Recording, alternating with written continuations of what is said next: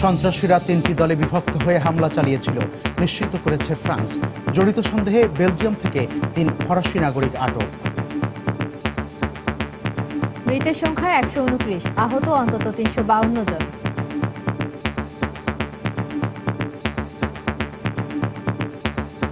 Series বোমা হামলার ঘটনায় বিশ্ববাসীর সঙ্গে উদ্বিগ্ন নিউ ইয়র্ক প্রবাসী বাঙালিরাও। যদি প্যারিসের মতো জায়গাতে হতে পারে, সেইখানে হতে পারে। আমরা প্রতিক্ষণ ভয়ে থাকি। মুসলমানদের উপরে নানা ধরনের সমস্যা দেখা দিতে পারে। 9/11-এর পরে কিছু হয়েছিল। এই ধরনের ধর্ম আমরাও পালন করি না, সেক্ষেত্রে আমরা এই দোষে দোষী হব। দেখছিলেন প্রধান শিরোনাম। দুপুরের সময়ের সঙ্গে আছি আমি মিজানুর রহমান খবির এবং আমি ইশরাত জাহান। এবার অন্যান্য শীর্ষ সংবাদ। জলবায়ু পরিবর্তনে দায়ী দেশগুলোর কাছ থেকে অর্থ আদায়ে সব দেশকে একসঙ্গে কাজ করার আহ্বান প্রধানমন্ত্রীর। ঢাকায় দুদিনব্যাপী উন্নয়ন ফোরামের সভা উদ্বোধন। ৮ বছর পেরিয়ে গেলেও বরগুনা সহ উপকূলীয় কয়েকটি জেলায় রয়ে গেছে সিডরের ক্ষতচিহ্ন। কোটি কোটি টাকা বরাদ্দের পরও কমেনি ভোগান্তি। নারী ও শিশু নির্যাতন দমন ট্রাইব্যুনালে ঝুলে আছে হাজার হাজার মামলা। দুর্ভোগে বিচার প্রার্থীরা। রাষ্ট্রপক্ষের আইনজীবীদের দক্ষতা নিয়ে প্রশ্ন।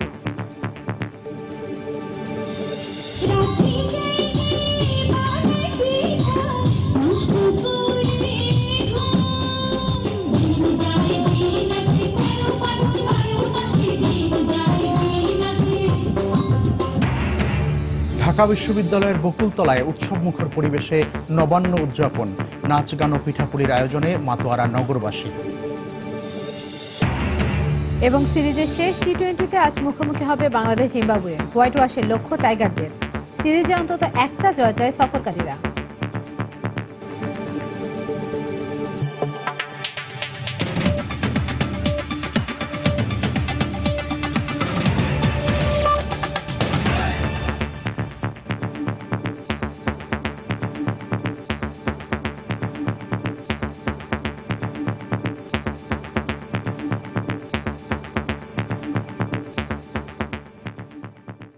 শুরুতে ফ্রান্সের সন্ত্রাসী হামলার খবর।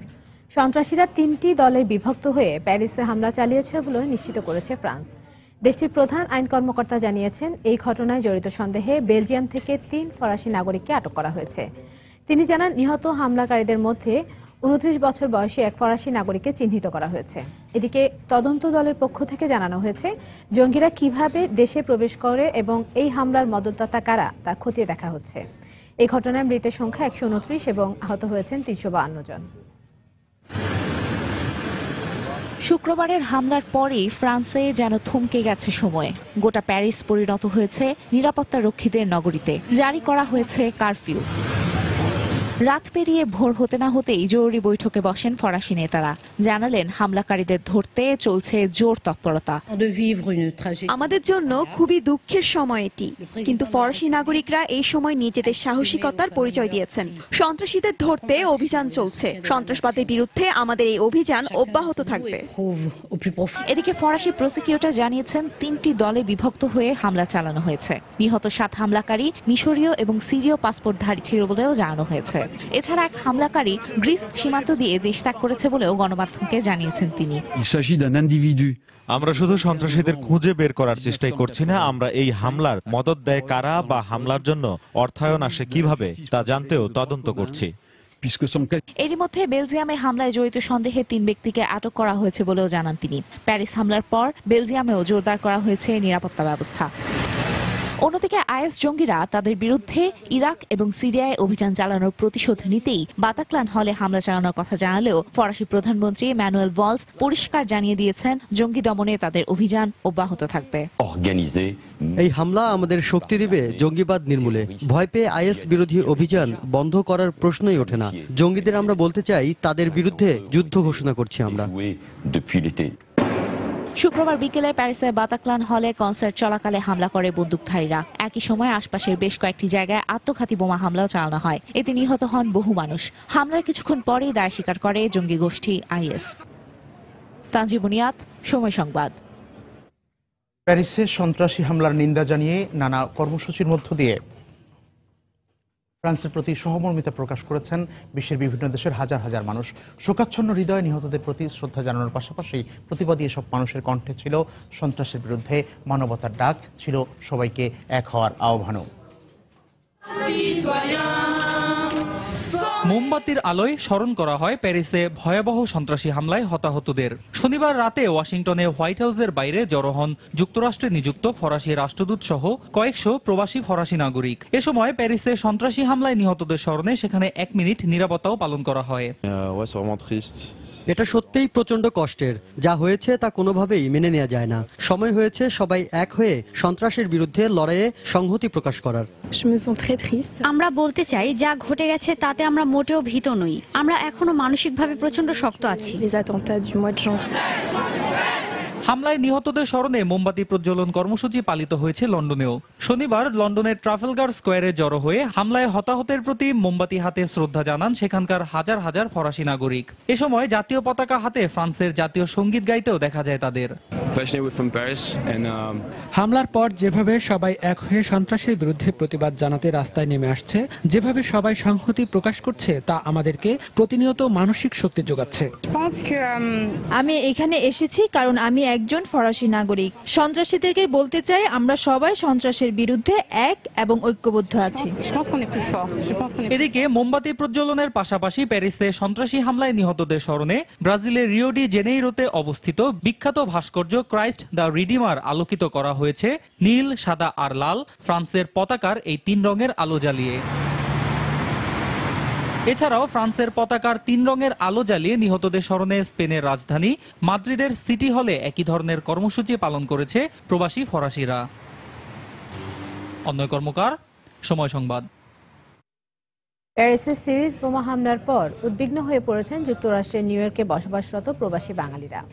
তাদের ধারণা, ধর্মীয় পরিচয়ে বিশ্বব্যাপী সন্ত্রাসী কর্মকাণ্ড প্রবাসীদের জীবনে নেতিবাচক প্রভাব ফেলতে পারে। এমন পরিস্থিতিতে শান্তিপ্রিয় মানুষ হিসেবে নিজেদের ভাবমূর্তি রক্ষায় সবাইকে এক হয়ে ধর্মান্ধ জঙ্গি গোষ্ঠীর বিরুদ্ধে রুখে দাঁড়ানোর আহ্বান জানিয়েছেন প্রবাসী বাংলাদেশিরা। নিউ ইয়র্ক থেকে শিয়াবুদ্দিন কিসলুর তথ্য ছবি নিয়ে ডেস্ক রিপোর্ট। ফ্রান্সে সন্ত্রাসী হামলার বিরুদ্ধে নিন্দা জানিয়ে বিশ্ববাসীর সঙ্গে একাত্মতা প্রকাশ করেছেন নিউ ইয়র্কের প্রবাসী বাঙালিরাও। শনিবার জ্যাকসন হাইটসের ডাইভার্সিটি প্লাজায় সন্ত্রাসবাদের বিরুদ্ধে প্রবাসীদের সংগঠন বাংলাদেশি আমেরিকান এর ব্যানারে বিক্ষোভ কর্মসূচির আয়োজন করা হয়।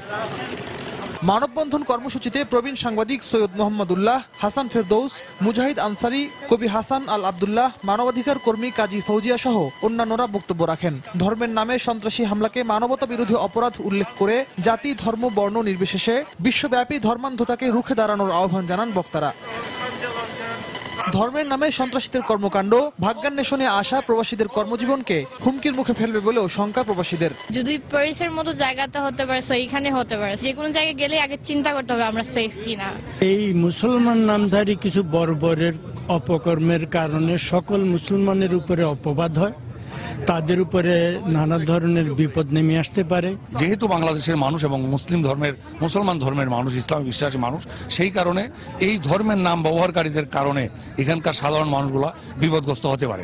আমরা প্রতিক্ষণ ভয়ে থাকি যে একটা বড় গ্যাদারিং এ যাচ্ছি বা কোথাও যাচ্ছি, সামথিং মেবি হতে পারে। চরমপন্থীদের ইসলামের শত্রু উল্লেখ করে সন্ত্রাসবাদের বিরুদ্ধে সবাইকে রুখে দাঁড়ানোর আহ্বান জানিয়েছেন প্রবাসীরা। সময় সংবাদ, নিউ ইয়র্ক, যুক্তরাষ্ট্র। এদিকে প্যারিসে জনজীবনে ধীরে ধীরে স্বাভাবিক অবস্থা ফিরতে শুরু করেছে। সেখানকার বর্তমান পরিস্থিতি সময় সংবাদকে জানিয়েছেন প্রবাসী কবি ও সাহিত্যিক রবি শঙ্কর মৈত্রী। তিনি জানান, প্রবাসী বাংলাদেশিদের কমিউনিটিতেও আতঙ্ক কেটে যাচ্ছে।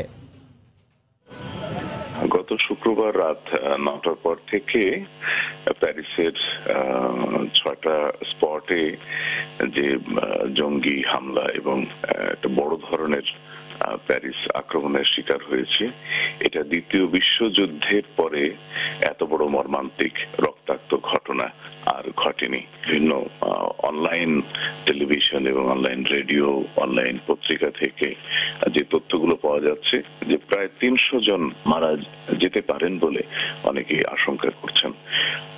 ফ্রান্সে 3 দিনের রাষ্ট্রীয় শোক চলছে। আগামীকাল সোমবার প্রথম কর্মদিবস, স্কুল কলেজ সবকিছু খুলে যাবে। সবকিছু মিলিয়ে আমি একটা সহমর্মী পরিবেশই দেখছি। তবে কোন বাংলাদেশি পত্রপত্রিকায় বা অনলাইন নিউজ দেখতে পাচ্ছি যে সন্দেহ অবিশ্বাসের শিকার প্যারিসের বাংলাদেশিরা। এটা কিন্তু ঠিক নয়।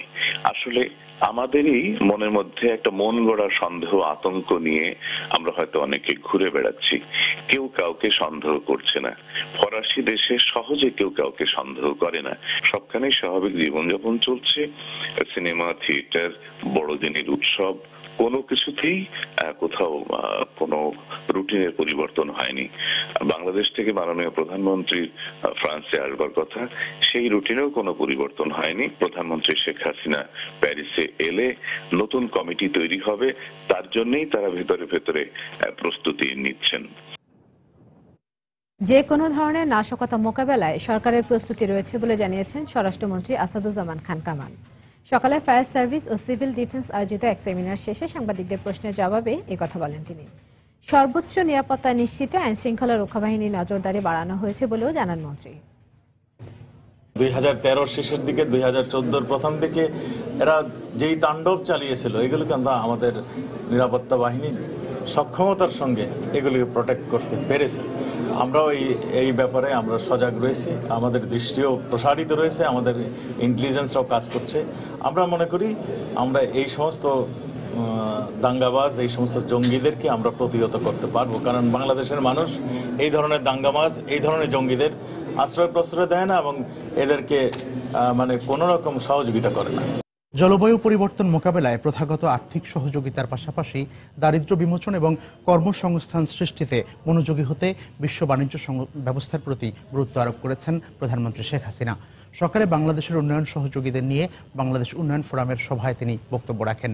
বাংলাদেশের উন্নয়নের ধারা এগিয়ে নিতে উন্নয়ন সহযোগিতা অব্যাহত থাকবে বলেও আশা প্রকাশ করেন প্রধানমন্ত্রী। 2021 সালের মধ্যে মধ্য আয়ের দেশের তালিকায় নাম লেখাতে চায় বাংলাদেশ, আর এজন্য বাড়াতে হবে মাথাপিছু আয়। অর্থনৈতিক প্রবৃদ্ধি 6.5 থেকে নিয়ে যেতে হবে 8-এ, কমাতে হবে দারিদ্র্য। এসব লক্ষ্যের কথা মাথায় রেখেই প্রণয়ন করা হয়েছে 7ম পঞ্চবার্ষিকী পরিকল্পনা।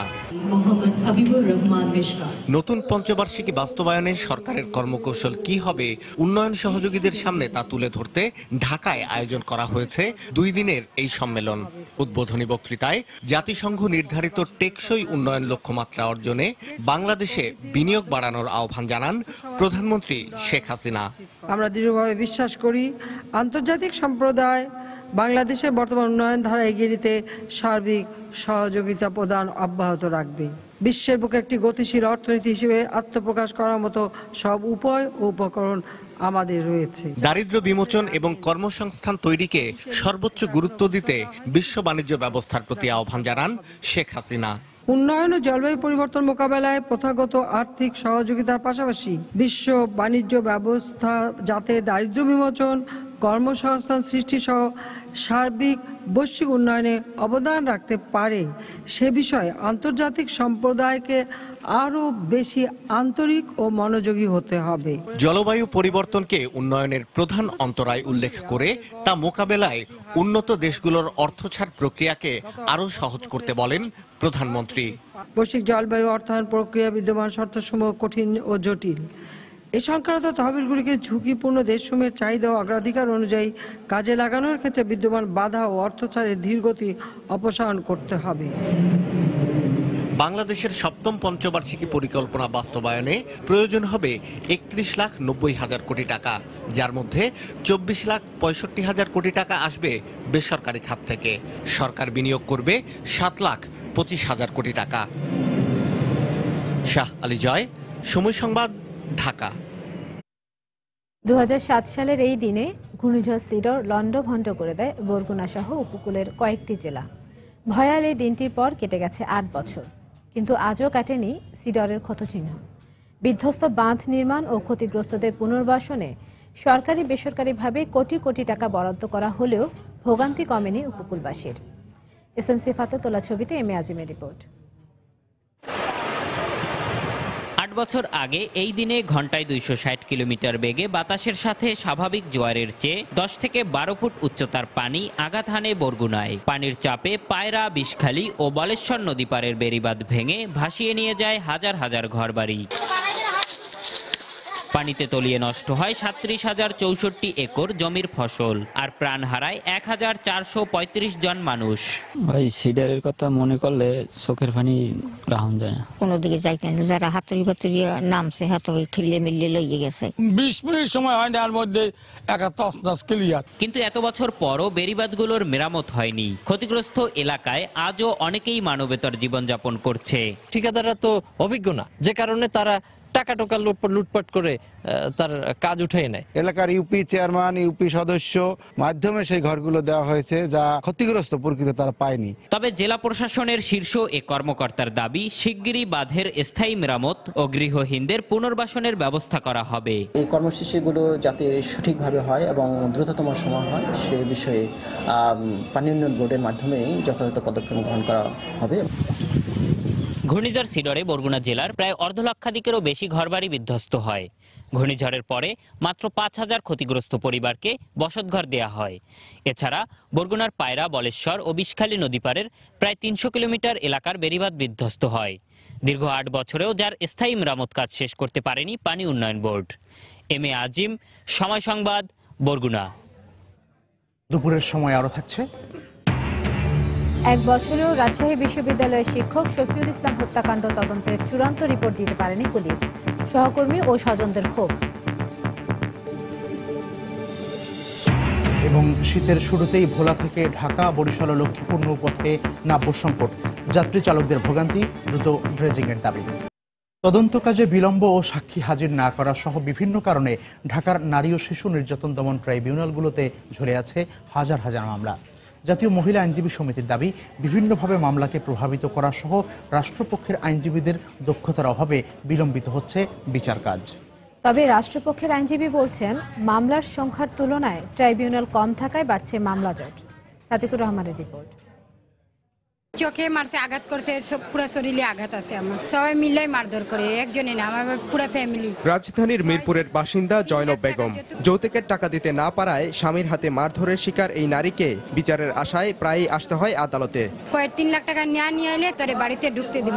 আদালতে আসছি, আমার তো মনে হইতাছে না যে বিচার পাবো। নির্যাতনের শিকার আরেক নারী তাসলিমা আক্তার। মামলা নিষ্পত্তি না হওয়ায় গত 4 বছর ধরে আদালতে আসা যাওয়া করছেন এই নারী। আদালতের অপেক্ষায় আছে, ওনারা কখন আমার বিচার শেষ করে সেই অপেক্ষায় আমি তাকাই আসছি। 180 দিনের মধ্যে নিষ্পত্তির বিধান রেখে গঠিত ঢাকার 5টি নারী ও শিশু নির্যাতন দমন ট্রাইব্যুনাল। তবে নানা কারণে অধিকাংশ মামলায় শেষ হতে সময় লাগে 2 থেকে 4 বছর। প্রতিদিন ঢাকার নারী ও শিশু নির্যাতন দমন ট্রাইব্যুনালগুলোতে ভিড় জমান নানাভাবে নির্যাতনের শিকার শত শত নারী। তাদের অভিযোগ, বছর পার হলেও নিষ্পত্তি হচ্ছে না মামলা।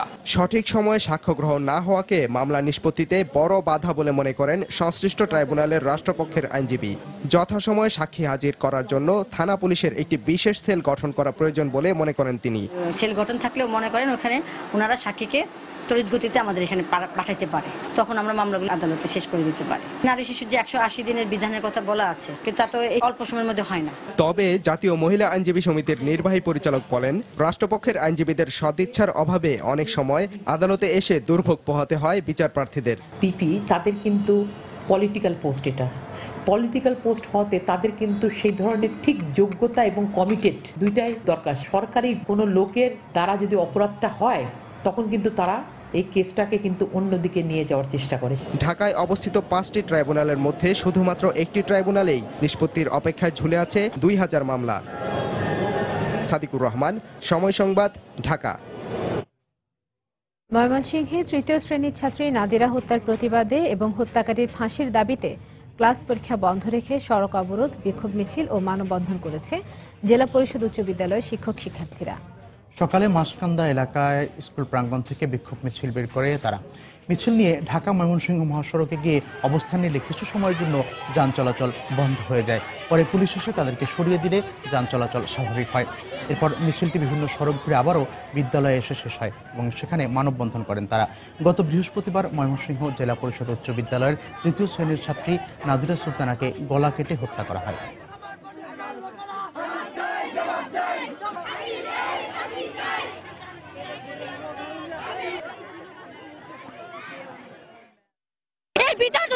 পাই তাহলে আমরা মেয়েরা কখনো স্বাধীনভাবে চলাফেরা করতে পারবো না।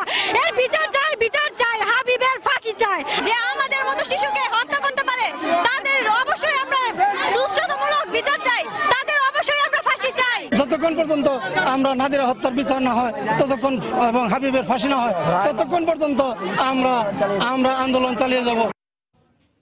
এক বছর পেরিয়ে গেলেও রাজশাহী বিশ্ববিদ্যালয়ের সমাজবিজ্ঞান বিভাগের শিক্ষক অধ্যাপক শফিউল ইসলাম হত্যাকাণ্ডের তদন্তের চূড়ান্ত রিপোর্ট দিতে পারেনি পুলিশ। এতে ক্ষোভ প্রকাশ করেছেন বিশ্ববিদ্যালয়ের শিক্ষক এবং নিহতের স্বজনরা। অবশ্য দ্রুত এই মামলার চার্জশিট দেওয়া হবে বলে জানান তদন্ত কর্মকর্তা। আব্দুল সালামেতুল্লাহ ছবিতে বিস্তারিত জানাচ্ছেন সাইফুর রহমান রকি। গত বছরের 15 নভেম্বর রাজশাহী বিশ্ববিদ্যালয় থেকে বাড়ি ফেরার পথে বিহাসে দুর্বৃত্তদের হামলায় প্রাণ হারান সমাজবিজ্ঞান বিভাগের শিক্ষক অধ্যাপক শফিউল ইসলাম লিলন। এরপর দোষীদের দৃষ্টান্তমূলক শাস্তির দাবিতে আন্দোলনে নামেন শিক্ষক ও শিক্ষার্থীরা। প্রথম দিকে মামলাটির তদন্ত কাজ জোরে সোরে এগুলেও এখন মন্থর হয়ে পড়েছে গতি। এতে ক্ষুব্ধ বিশ্ববিদ্যালয়ের শিক্ষক ও নিহতের স্বজনেরা। এখনো পর্যন্ত দৃশ্যমান কিছু না পেয়ে অবশ্যই হতাশ এবং আশা করব অদূর ভবিষ্যতে যেন এই ব্যাপারে বলার মতো বা দেখার মতো কিছু পাই। মামলার যে অবস্থাটা তাতে বলা যায় না যে অগ্রগতি খুব দ্রুত হচ্ছে। এদিকে বিচার না হওয়ায় এ ধরনের ঘটনা বারবার ঘটছে উল্লেখ করে দ্রুত হত্যাকারীদের আইনের আওতায় আনার দাবি জানিয়েছেন শিক্ষক সমাজের প্রতিনিধিরা। দ্রুতভাবে বিচারের কাজে যদি না আনা হয় তাহলে ছাত্র শিক্ষক সম্মিলিতভাবে প্রতিবাদ কর্মসূচিতে বাধ্য থাকব। অবশ্য মামলার তদন্ত কর্মকর্তার দাবি দ্রুত চার্জশিট দেয়া হবে। মামলাটি তদন্তের শেষ পর্যায়ে দ্রুততম সময়ের মধ্যে অর্থাৎ চলতি মাসের মধ্যে আমরা এই মামলার নিষ্পত্তি করে চার্জশিট দিতে পারবো। এ ঘটনায় আইন শৃঙ্খলা বাহিনী 18 জনকে আটক করে জিজ্ঞাসাবাদ করে। জিজ্ঞাসাবাদে বিশ্ববিদ্যালয়ের হিসাব শাখার কর্মচারী রেশমা আক্তার তার স্বামী পিন্টু ও উজ্জ্বলের জড়িত থাকার বিষয়টি স্বীকার করে আদালতে 164 ধারায় জবানবন্দি দিয়েছেন বলে জানিয়েছে তদন্ত কর্মকর্তা। সাইফুর রহমান রকি, সময় সংবাদ, রাজশাহী। রাজশাহীতে নসিমন করিমন সহ অবৈধ যান চলাচল বন্ধের দাবিতে পরিবহন মালিক শ্রমিক ঐক্য পরিষদের ডাকে অনির্দিষ্টকালের ধর্মঘট চলছে। সকালে ধর্মঘটের সমর্থনে বিক্ষোভ মিছিল করে বাস মালিক শ্রমিক ঐক্য পরিষদের নেতাকর্মীরা। এদিকে ধর্মঘটের কারণে রাজশাহী কেন্দ্রীয় বাস টার্মিনাল থেকে অভ্যন্তরীণ দূরপাল্লার কোনো বাস ছেড়ে যায়নি। গতকাল বিকেলে শিরোইল বাস টার্মিনাল এলাকায় এক সংক্ষিপ্ত সমাবেশ থেকে অনির্দিষ্টকালের এই ধর্মঘটের ডাক দেয় পরিবহন মালিক শ্রমিক ঐক্য পরিষদ।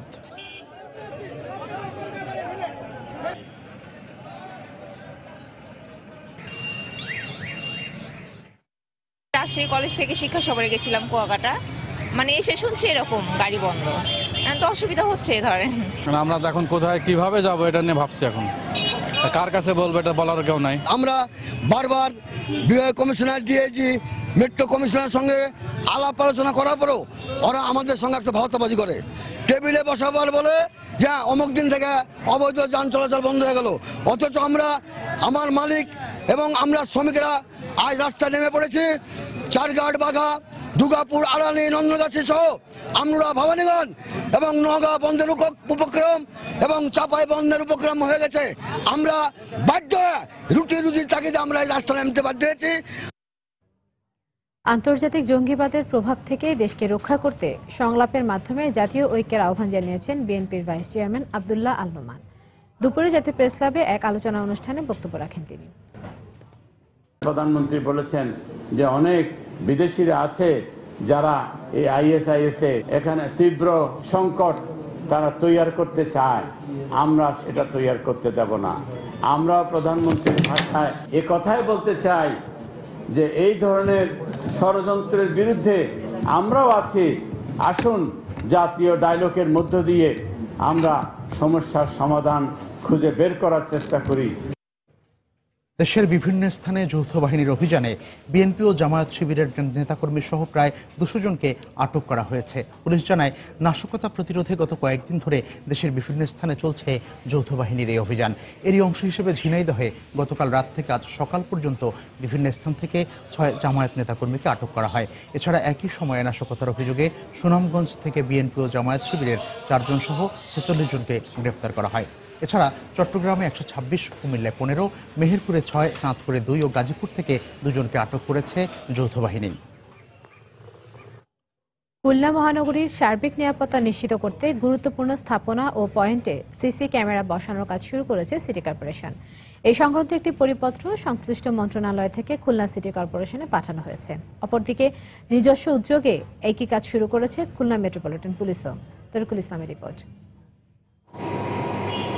সম্প্রতি ঢাকা ও রংপুরে দুজন বিদেশি সহ 8টি হত্যাকাণ্ডের ঘটনার পর দেশের নিরাপত্তা ব্যবস্থা নিশ্চিত করতে বিভিন্ন শহরের গুরুত্বপূর্ণ স্থানে বসানো হচ্ছে ক্লোজ সার্কিট ক্যামেরা। বিভাগীয় শহর খুলনার গুরুত্বপূর্ণ স্থাপনায় সিসি ক্যামেরা বসানোর প্রক্রিয়া শুরু করেছে বলে জানান সিটি কর্পোরেশনের সংশ্লিষ্ট কর্মকর্তা। সরকারের নির্দেশনা মোতাবেক জাতীয় স্বার্থে যাতে সিসিটিভি ক্যামেরা স্থাপন করা যায় সেই বিষয়ে আমরা প্রাথমিক কাজ অনেকটা আমাদের এগিয়ে গেছে। আশা করি যে খুব তাড়াতাড়ি আমরা সেই নির্দেশনা বাস্তবায়ন করতে পারব। এদিকে খুলনা নগরীর নিরাপত্তা নিশ্চিত করতে নিজেদের উদ্যোগের পাশাপাশি বিভিন্ন ব্যবসায়িক সংগঠন, সরকারি ও বেসরকারি প্রতিষ্ঠানকে সিসি ক্যামেরা বসানোর জন্য চিঠি দিয়েছে মেট্রোপলিটন পুলিশ। খুলনা মহানগরীকে পুলিশের সিসি ক্যামেরা আওতাভুক্ত আনার জন্য আমরা একটি প্রস্তাব আমরা আমাদের পুলিশ হেডকোয়ার্টারে পাঠাচ্ছি। বিভিন্ন বড় বড় যারা ব্যবসায়ী প্রতিষ্ঠান আছে, এনজিও প্রতিষ্ঠান আছে, তাদেরকে আমরা লিখিতভাবে চিঠি দিয়েছি। বর্তমান পরিস্থিতিতে ব্যক্তিগত উদ্যোগে ও ব্যবসায়িক প্রতিষ্ঠানে সিসি ক্যামেরা বসানোর কাজ বেড়েছে বলে জানান সংশ্লিষ্টরা। আগে থেকে এখন বেচা বিক্রির চাহিদা অনেক বেশি, ইদানিং সিসি ক্যামেরার চাহিদাটা একটু বেড়ে গেছে। কেএমপি ও কেসিসি সূত্রে জানা যায় মেট্রোপলিটন এলাকার 8টি থানা ও সিটি কর্পোরেশনের 31টি ওয়ার্ডের গুরুত্বপূর্ণ স্থানের সংখ্যা 2 শতাধিক। তরিকুল ইসলাম, সময় সংবাদ, খুলনা। ডাক ও টেলিযোগাযোগ প্রতিমন্ত্রী তারানা হালিম জানিয়েছেন, বায়োমেট্রিক্স পদ্ধতিতে মোবাইল সিম কার্ডের রেজিস্ট্রেশন 16 ডিসেম্বর থেকে আনুষ্ঠানিকভাবে শুরু হয়ে চলবে 14 এপ্রিল পর্যন্ত। দুপুরে রাজধানীর গুলশানের কয়েকটি মোবাইল ফোন সেবাদান কেন্দ্র পরিদর্শন শেষে সাংবাদিকদের তিনি একথা বলেন। ডিসেম্বরে এই প্রক্রিয়াটিতে আনুষ্ঠানিকভাবে শুরু হবে। ওনারা ইতিমধ্যে এখন পরীক্ষামূলকভাবে শুরু করে দিয়েছেন। এতে অগ্রাধিকার পাবে সেই সমস্ত আপনার গ্রাহকরা যাদের আমরা দেখেছি যে সিমের রেজিস্ট্রেশনে কিছু ত্রুটি পাওয়া গেছে, এবং এই তথ্যগুলো চলে যাবে আমাদের এখন যাচ্ছে এনআইডি কর্তৃপক্ষের কাছে, তথ্য ভাণ্ডারে যুক্ত হচ্ছে। পরবর্তীতে আমরা সেটা বিটিআরসি তথ্য ভাণ্ডারের সঙ্গে যুক্ত করব। শীতের শুরুতে নাব্য সংকটে পড়েছে ভোলা ঢাকা, ভোলা বরিশাল ও ভোলা লক্ষ্মীপুর নৌপথ। ডুবোচরের কারণে চলাচলকারী লঞ্চ ও ফেরিগুলো নির্দিষ্ট সময়ে গন্তব্যে পৌঁছাতে না পারায় ভোগান্তি বেড়েছে যাত্রী ও চালকদের। তাই নৌযান চলাচল স্বাভাবিক রাখতে দ্রুত ড্রেজিংয়ের দাবি সংশ্লিষ্টদের। তবে পর্যায়ক্রমে ড্রেজিংয়ের মাধ্যমে নৌপথ সচল রাখার আশ্বাস দিয়েছে বিআইডব্লিউটিএ। নাসিরউদ্দিন লিটনের তথ্য ও উৎপল দেবনাথের ছবি নিয়ে ডেস্ক রিপোর্ট। শীতের শুরুতেই মেঘনা ও তেঁতুলিয়া নদীর পানি কমে যাওয়ায় নদীতে জেগে উঠেছে ডুবোচর। বিশেষ করে ভোলার ভেতুরিয়া লঞ্চ ও ফেরিঘাট সংলগ্ন তেঁতুলিয়া নদীর প্রায় 1 কিলোমিটার, মেহেন্দিগঞ্জের শ্রীপুরের আধা কিলোমিটার এবং লক্ষ্মীপুরের মজু চৌধুরী ঘাটের রহমত আলী চ্যানেলের 1.25 কিলোমিটার ভাটার সময় সম্পূর্ণ শুকিয়ে যায়। এ কারণে এসব রুটে নৌযানগুলো চলাচল করছে জোয়ারের উপর নির্ভর করে। এতে দুর্ভোগ বেড়েছে যাত্রী ও চালকদের। অনেক জায়গায় ডুবোচর উঠে গেছে, এই জন্য লঞ্চগুলো বাজিয়ে পড়ে। আমাদের অতিরিক্ত সময় লঞ্চে বসে থাকতে হয়, ঝড়ের কারণে ফেরি আসা যাওয়া কম করতে পারে। এখন শুধু জোয়ার ধরে ফেরি চলাচল করছে জানিয়ে বিআইডব্লিউটিসির এই কর্মকর্তা বলেন, শীঘ্রই ড্রেজিং করা না হলে ফেরি চলাচলে সমস্যা দেখা দিবে। শীঘ্রই যদি সেখানে ড্রেজিং করা না হয় তাহলে ফেরি চলাচল করতে সমস্যার সৃষ্টি হবে। বিআইডব্লিউটি এর এই কর্মকর্তা জানান, নৌপথ সচল রাখতে জরিপের মাধ্যমে ডুবোচর চিহ্নিত করে পর্যায়ক্রমে ড্রেজিং করা হবে। দাবি অনুসারে যেখানে যেখানে ডুবোচর আছে আমাদের জরিপের মাধ্যমে তা নিশ্চিত করে সেসব জায়গায় কিন্তু আমাদের ড্রেজিং পরিকল্পনা আছে। ভোলা থেকে প্রতিদিন ঢাকা বরিশালে অর্ধ শতাধিক ছোট বড় লঞ্চ এবং ভোলা লক্ষ্মীপুর ও ভোলা বরিশাল রুটে 5টি ফেরি চলাচল করে। সময় সংবাদ, ভোলা। আবারও সিডরের প্রভাব নিয়ে রিপোর্ট। 8 বছর পেরিয়ে গেলেও পটুয়াখালীতে প্রলয়ঙ্করী সিডরে ক্ষতিগ্রস্ত বেড়িবাঁধ আজও মেরামত করা হয়নি। এরপর আইলা, মহাসেন ঘূর্ণিঝড় ও জলোচ্ছ্বাসে বিভিন্ন এলাকায় নতুন করে ক্ষতিগ্রস্ত হয় অনেক বাঁধ। এই অবস্থায় উঁচু বাঁধ নির্মাণে দীর্ঘদিনের দাবি বাস্তবায়ন না হওয়ায় উপকূলের লাখো মানুষের দিন কাটছে শঙ্কায়। অবশ্য পানি উন্নয়ন বোর্ড বলছে বেড়ি বাঁধ নির্মাণে প্রকল্প হাতে নেওয়া হয়েছে। মনির হোসেন বাদলের তথ্য ও ছবি নিয়ে ডেস্ক রিপোর্ট। মাইলের পর মাইল এই ভাঙা রাস্তা মনে করিয়ে দেয় 8 বছর আগে উপকূলীয় এলাকা পটুয়াখালীর ওপর দিয়ে বয়ে যাওয়া ভয়াবহ সিডরের স্মৃতি। প্রকৃতির বুকে আজও জীবন্ত হয়ে আছে সেই তাণ্ডবের ক্ষতচিহ্ন। এরপর পেরিয়ে গেছে বছরের পর বছর।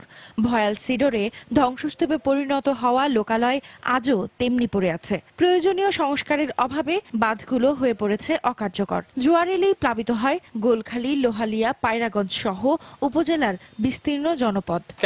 নাম করে যে দেব দেব, কিন্তু আজ পর্যন্ত আমাদের দিতে আসে না। এই ভেরিবারটারে খুব জোরালো সুন্দরভাবে যদি করা হয়, তাহলে আশা করি এদেশের মানুষ যেভাবে যাই আছে একটু মনে হয় যে একটু শান্ত শৃঙ্খলার ভিতরে থাকতে পারবে। কিছু কিছু ভাঙা থেকে অনেক পানি উঠে, সেই পানি ওঠার কারণে ধান হয় না। এফির মনে করেন যদি না করে না বাঁধে, তাহলে এফির আমাকে বাঁচার কোনো ভরসা নাই। জোয়ার হইলেই আমরা ভয়ে আতঙ্কে ওই সাইক্লোন সেন্টারে গিয়ে অবস্থান করি। অবশ্য দ্রুত সময়ের মধ্যে বেড়িবাঁধ নির্মাণের আশ্বাস দিলেন পানি উন্নয়ন বোর্ডের কর্মকর্তা। ডেল্টা প্ল্যান নামে একটা মেগা প্রকল্প সরকার হাতে নিয়েছে, যে সমস্যাগুলো আছে বাঁধ এবং নদীতে সংরক্ষণ কাজ, সেই সকল সমস্যা দূর করার জন্য। 2007 সালের 15 নভেম্বর প্রলয়ঙ্করী ঘূর্ণিঝড়ে ক্ষতিগ্রস্ত হওয়া পটুয়াখালীর 450 কিলোমিটার বাঁধ এখনো অরক্ষিত, যার প্রায় 30 কিলোমিটারই রয়েছে মির্জাগঞ্জ উপজেলার সীমানায়। সময় সংবাদ, পটুয়াখালী। প্রযুক্তিপণ্য ব্যবহারে ক্রেতাদের চাহিদার পরিবর্তন হলেও বাজার ধরে রেখেছে ল্যাপটপ, ট্যাব ও স্মার্টফোনের কারণে প্রতিযোগিতার মুখে পড়লেও ব্যবসায়ীরা জানান দেশে 15% প্রবৃদ্ধি নিয়ে বাড়ছে এই পণ্যের বাজার। এদিকে সুযোগ থাকার পরও দেশীয় ব্র্যান্ড দোয়েল বাজার না পাওয়ায় এর কারণ হিসেবে সংশ্লিষ্টদের দূরদর্শিতার অভাবকে দায়ী করছেন বিশেষজ্ঞরা। বিস্তারিত জানাচ্ছেন কামরুল হাসান সবুজ।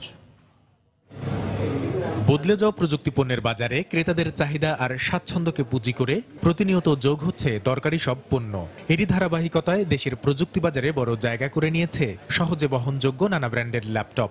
যুগের সাথে তাল মিলিয়ে ল্যাপটপ মার্কেট বাড়তেছে। ম্যানুফ্যাকচার কোম্পানিগুলো ওরা কিন্তু সবাই বাংলাদেশ মার্কেট আর ইমার্জিং মার্কেট হিসেবে ফোকাস দিচ্ছে, কারণ এখানে চাহিদা ক্রিয়েট হচ্ছে। প্রতি বছর যেমন গত বছর তুলনায় এবছর অ্যাটলিস্ট 15 to 20% গ্রোথ তো অবশ্যই হয়েছে। ব্যবসায়ীরা বলছেন নতুন নতুন সংস্করণ নিয়ে অন্তত আরো 5 বছর বাজার ধরে রাখবে দরকারি এই পণ্যটি। আমরা মনে করি না ট্যাবের বাজার বাড়লে ল্যাপটপের বাজার কমে যাবে, কারণ দুটার সেগমেন্ট আলাদা, দুটার ইউজিং লেভেল আলাদা, দুটার পারফরমেন্স আলাদা। ল্যাপটপের ভিতরেই কিছু কিছু ফিচার অ্যাড হয়ে যাবে, একজন ইউজার ল্যাপটপের মতো ইউজ করতে পারবে। অন্যদিকে ল্যাপটপের ক্রমবর্ধমান বাজারেও মুখ থুবড়ে পড়েছে দেশি ব্র্যান্ড দোয়েল। কারণ হিসেবে টেলিফোন শিল্প সংস্থা ও সংশ্লিষ্ট মন্ত্রণালয়ের দুর্নীতি ও সমন্বয়হীনতাকে দায়ী করছেন প্রযুক্তি বিশেষজ্ঞরা। দোয়েল এখনো বিক্রি হয়, কারখানায় তৈরি হয়। বাংলাদেশের নিজস্ব ব্র্যান্ড গড়ে তোলার উদ্যোগটি সফল হয়নি। সরকারি প্রতিষ্ঠানের ব্যবস্থাপনায় ত্রুটি, তার মধ্যে দুর্নীতি ছিল, তার ফলে এদের পক্ষে এরকম একটি পরিবর্তনশীল পণ্য এবং তার বাজারজাতকরণ এটা হয়ে ওঠেনি। বাংলাদেশ কম্পিউটার সমিতির হিসাব মতে বর্তমানে দেশে ল্যাপটপের বাজার রয়েছে 2000 কোটি টাকার ওপরে। কামরুল হাসান সবুজ, সময় সংবাদ, ঢাকা। এসো মিলি সবে নবান্নের উৎসবে, এই স্লোগানে বাঙালি জীবনের সুখ ও সমৃদ্ধি প্রত্যাশা করে গান, কবিতা, নৃত্যে উদযাপিত হলো নবান্ন উৎসব। ঢাকা বিশ্ববিদ্যালয়ের চারুকলার বকুলতলায় এই আয়োজন করে জাতীয় নবান্ন উৎসব উদযাপন পরিষদ। উৎসবে ছিল নানা রকম পিঠাপুলির আয়োজন।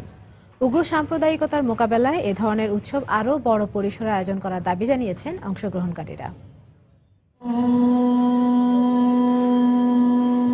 রাগ আহির ভৈরবে উদিত হয় বাংলা 1422 সনের অগ্রহায়ণের প্রথম সূর্য। ভোরের মিষ্টি রোদে ঢাকা বিশ্ববিদ্যালয়ের বকুলতলায় গানে গানে আবাহন করা হয় নবান্নকে। গান, কবিতা আর নৃত্যে তুলে ধরা হয় গ্রাম বাংলার ঐতিহ্য।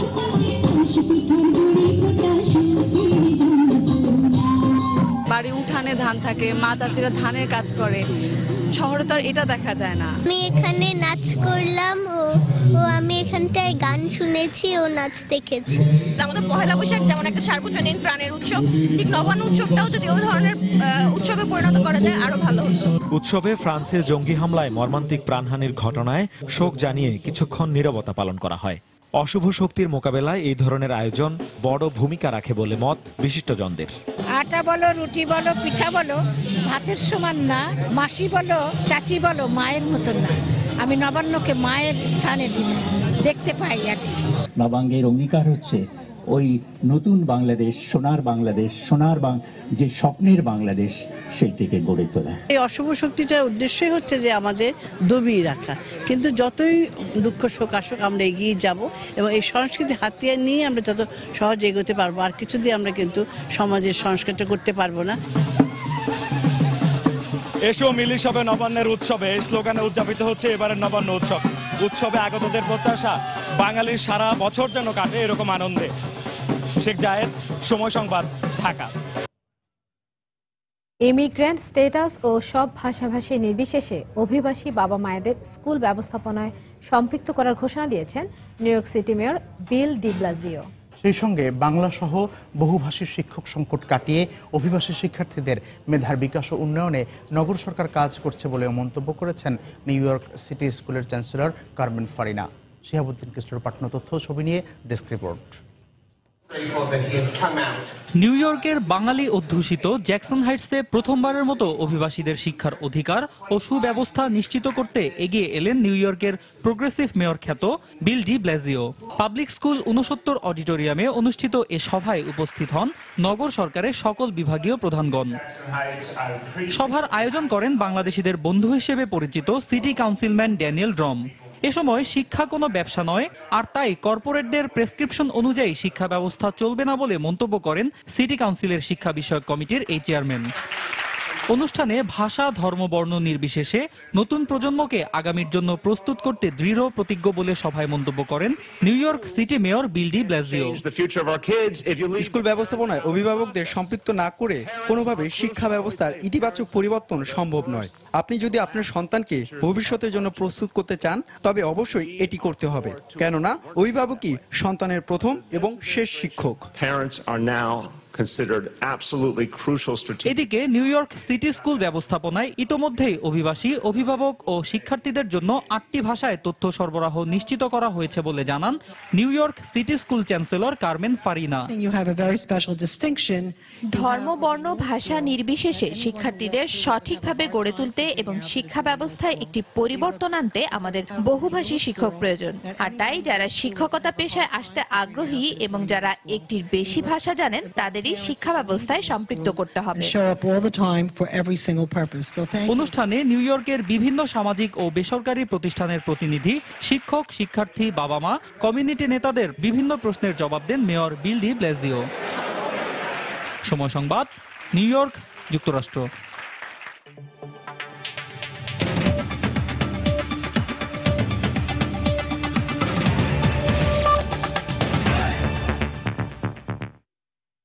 আবারও প্যারিসে বোমা হামলা প্রসঙ্গ। প্যারিসে ভয়াবহ হামলায় 129 জন নিহত হওয়ার ঘটনায় ফ্রান্সে পালন করা হচ্ছে 3 দিনের রাষ্ট্রীয় শোক। নিহতদের প্রতি শ্রদ্ধা জানিয়েছেন স্বজনরা। বিমানবন্দর সহ পুরো ফ্রান্সে জোরদার করা হয়েছে নিরাপত্তা ব্যবস্থা। আইফেল টাওয়ারে দর্শনার্থীদের প্রবেশ বন্ধ করে দিয়েছে কর্তৃপক্ষ। নিরাপদে দেশে ফিরেছে ফ্রান্স প্রীতি ম্যাচ খেলতে আসা জার্মান ফুটবল দলও। এমন শোকাচ্ছন্ন সকালের মুখোমুখি হবে ফ্রান্স, তা হয়তো কল্পনাতেও ভাবেননি ফরাসিরা। গেল রাতের ভয়াবহ ওই হত্যাকাণ্ড, কর্মচাঞ্চল্য প্যারিসের চিরায়ত রূপ পাল্টে যেন পরিয়ে দিয়েছে শোকের পোশাক। পালিত হচ্ছে 3 দিনের রাষ্ট্রীয় শোক। ফাঁকা রাস্তাঘাট, ভিড় নেই বিপণী বিতানগুলোতেও। ঘটনাস্থলে জড়ো হয়ে নিহতদের প্রতি শ্রদ্ধা জানাচ্ছেন স্বজনরা। চারিদিকে শূন্যতা অনুভব করছি, বুঝতে পারছি গেল রাতে কত বড় ট্র্যাজেডি ঘটে গেছে এখানে। শুক্রবার রাতের ভয়াবহ মুহূর্তগুলো যেন বারবার ফিরে আসছে নিজেদের আলোচনায়। 16 বছরের কিশোরী ভ্যালেন্টাইন পিলোনস্কো বলছিলেন কিভাবে ভাগ্যগুণে প্রাণে বেঁচে গেছে সে ও তার বাবা। আমার অসুস্থ বাবার খুব কাছে দাঁড়িয়ে গুলি ছুটছিল এক বন্দুকধারী। আহত হবার অভিনয় করে মাটিতে লুটিয়ে পড়ে গোঙাতে থাকেন তিনি। সন্ত্রাসী বাবাকে পরপর 2 বার লাথি মারে। এতে সাড়া না পেয়ে বাবার মাত্র 30 সেন্টিমিটারের দূরের মানুষগুলোকে গুলি শুরু করেন। দৈনন্দিন কাজে যাদের ব্যস্ত সময় পার করার কথা, আহতদের চিকিৎসায় স্বেচ্ছা রক্তদানে জড়ো হয়েছেন হাসপাতালগুলোতে। নিরাপত্তা ঝুঁকিতে বন্ধ করে দেওয়া হয়েছে ফ্রান্সের দর্শনীয় স্থান আইফেল টাওয়ার। বিশেষ নজরদারির মধ্যে রাখা হয়েছে বিমানবন্দরগুলোকে। নিরাপদে দেশে ফিরেছে প্রীতি ম্যাচ খেলতে আসা জার্মান ফুটবল দল। আর আসন্ন জলবায়ু সম্মেলনও যথাসময়ে অনুষ্ঠিত হবে বলে জানিয়েছে ফ্রান্স কর্তৃপক্ষ। নিশ্চিত করা হয়েছে মার্কিন প্রেসিডেন্ট বারাক ওবামার যোগ দেওয়ার বিষয়টিও। জাহিদুর রহমান, সময় সংবাদ। কলকাতায় আইএস সন্দেহে একজনকে গ্রেপ্তার করা হয়েছে। পশ্চিমবঙ্গ পুলিশের দাবি, মোহাম্মদ জাবেদ নামের ওই ব্যক্তি আইএস পশ্চিমবঙ্গ শাখার প্রধান। কলকাতার জোড়াসাঁকো থেকে গত রাতে তাকে গ্রেফতার করা হয়। এরপর রাতেই পশ্চিমবঙ্গ পুলিশ তার ছবিসহ বিষয়টি গণমাধ্যমকে জানায়।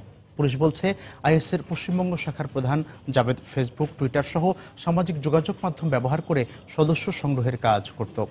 জন্মসূত্রে ভারতীয় নাগরিক জাবেদ পাকিস্তানে 21 বছর ধরে জঙ্গি প্রশিক্ষণ নিয়েছে। গ্রেপ্তারের সময় তার কাছ থেকে পাকিস্তানি বেশ কিছু গুরুত্বপূর্ণ কাগজপত্র এবং ব্যাংকের এটিএম কার্ড জব্দ করা হয়। 2008 সালে নেপাল সীমান্ত দিয়ে জাবেদ ভারতে প্রবেশ করে বলে পুলিশ জানিয়েছে। পশ্চিমবঙ্গে নিজেকে আখতার খান বলে সে পরিচয় দিত। বেশ কিছুদিন ধরেই তার উপর নজর রাখা হচ্ছিল বলে পুলিশ দাবি করেছে।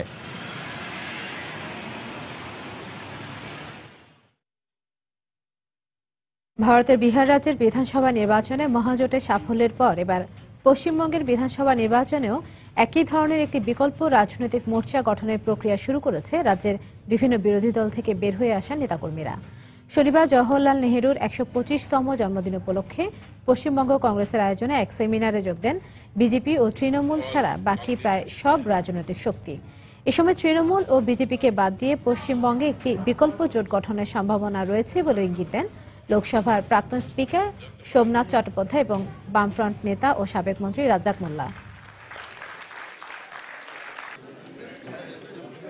মানুষ চাইছেন এর থেকে একটা বেরিয়ে এসে একটা সভ্যতার সভ্য ব্যবস্থার সঙ্গে ভেবেছে মানুষ। আজকে যেভাবে প্রচার করা হয়েছে এখানে মোদির বিজেপির পক্ষ থেকে, প্রধানমন্ত্রী বোধহয় 30টা বক্তৃতা দিয়েছেন, 30টা বক্তৃতা দিয়েছেন। আর সব সময় তিনি যেন মনে হয় তিনি দাঁড়ালেই লোকে তাকে একেবারে মাথায় করে নিয়ে নাচবে।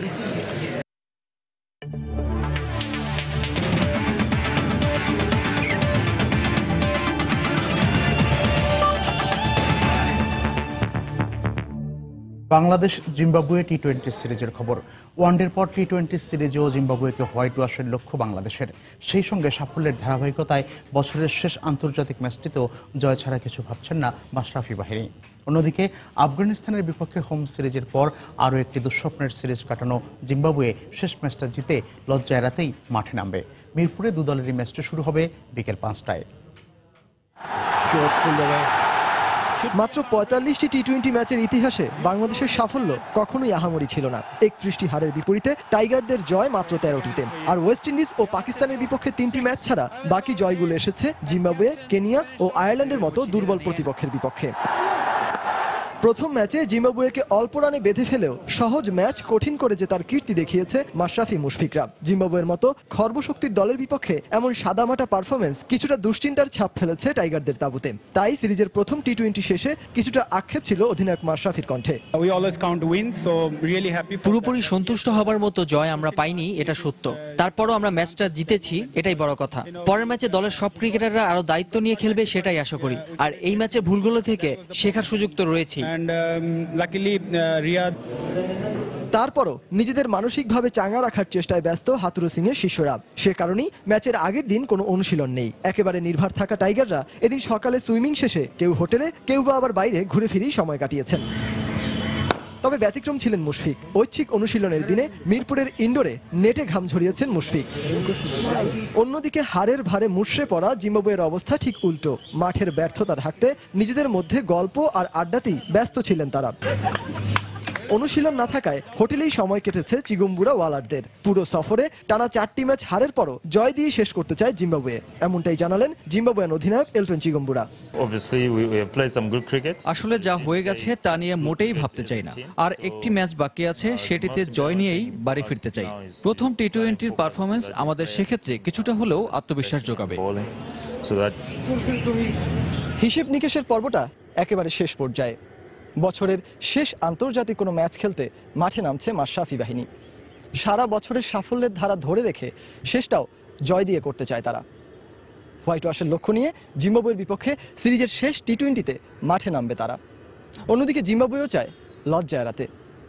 মিরপুর শেরেবাংলা জাতীয় ক্রিকেট স্টেডিয়াম থেকে সজল মিত্র, রিচার্ড, সময় সংবাদ, ঢাকা। ইউরো বাছাই পর্বের খবর। প্লে অফের প্রথম লেগের ম্যাচে জয় পেয়েছে সুইডেন ও ইউক্রেন। অ্যারিনা স্লোনাতে স্বাগতিক সুইডেন 2-1 গোলে হারিয়েছে ডেনমার্ককে এবং ইউক্রেন 2-0 গোলে হারিয়েছে স্লোভেনিয়াকে। আগামী বৃহস্পতিবার দ্বিতীয় লেগে মুখোমুখি হবে দুদল। বাছাই পর্বে গ্রুপ টেবিলের শীর্ষস্থান দুটি দখল করতে ব্যর্থ হওয়ায় ইব্রাহিমোভিচের সুইডেনকে লড়তে হচ্ছে প্লে অফের ম্যাচে। মর্যাদার এই লড়াইয়ে সফরকারী ডেনমার্কের বিপক্ষে ম্যাচের শুরু থেকে আগ্রাসী দ্য ব্লু অ্যান্ড ইয়েলোরা।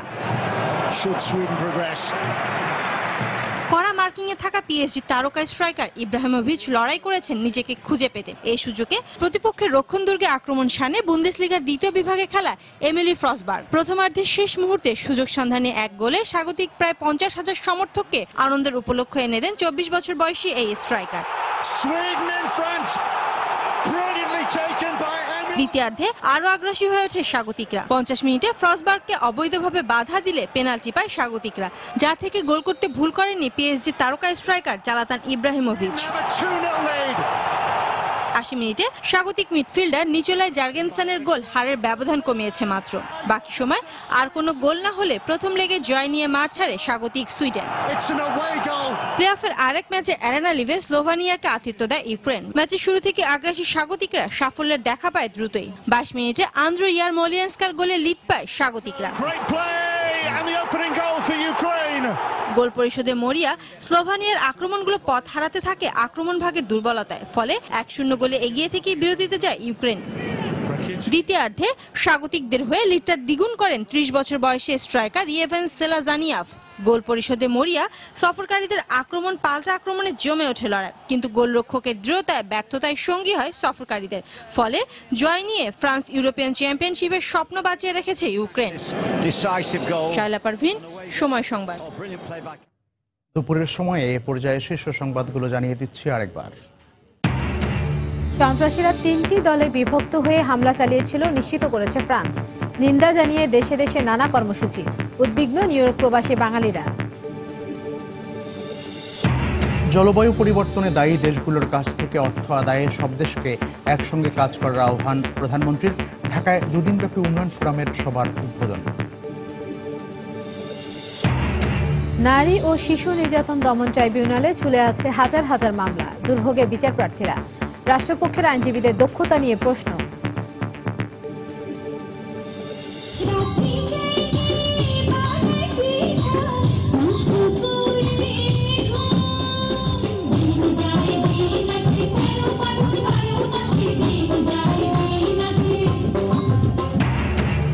ঢাকা বিশ্ববিদ্যালয়ের বকুলতলায় উৎসব মুখর পরিবেশে নবান্ন উদযাপন।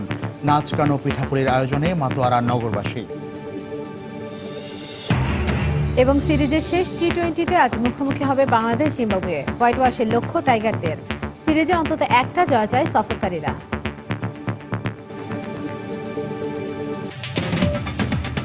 দর্শক, এই ছিল দুপুরের সময়। যে কোনো খবর পেতে ভিজিট করুন সময়নিউজ.tv। সঙ্গে থাকুন সময়।